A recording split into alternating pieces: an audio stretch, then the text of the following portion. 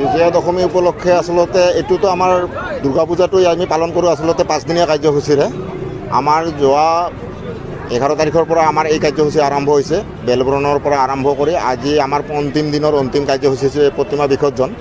এই প্ৰতিমা বিসৰ্জনটো আমাৰ এটা ঐতিহাসিক এটা পৰম্পৰা আমাৰ বহলপুৰ পাতালপুৰৰ দশমী মেলা। এই দশমী মেলাত আচলতে বিভিন্ন অঞ্চলৰ পৰা ক'ব গ'লে নামনি অসমৰ ভক্তপ্ৰাণ ৰাইজে এই দশমী মেলা উপভোগ কৰিবলৈ আমাৰ ইয়ালৈ আহে। আৰু ইয়াৰ এটা পৰম্পৰাগত এটা আমাৰ ঐতিহাসিক এটা আমাৰ মানে কি আছে, যিটো আমি চম্পানৈত যিটো আমি বিসৰ্জন পৰ্ব প্ৰক্ৰিয়া সমাপন কৰোঁ, সেইটো আচলতে নৈত আমি নৌকাত উঠাই পেলাই শ্ৰী শ্ৰী মা দুৰ্গাক আমি যেনেকৈ আগমন কৰিছে এতিয়া গমনৰ ক্ষেত্ৰত আমি এই ধৰণে উল্লাসেৰে আমি তেখেতৰ মাক বিদায় দিওঁ। আৰু এই বিদায়ৰ পৰ্বত বিভিন্ন অঞ্চলৰ ৰাইজে অৰ্থাৎ বহলপুৰ অঞ্চলৰ ৰাইজে স্বতঃস্ফূৰ্তভাৱে এই 5 দিন মানে ক'ব নোৱাৰাকৈ কেনেকৈ পাৰ কৰিলে এইটো মানে আপোনালোকে হয়তো দেখিছে। আৰু এই 5 দিনত যথেষ্ট সুকলমে আমাৰ কাৰ্যসূচীসমূহ পালন হৈ গ'ল।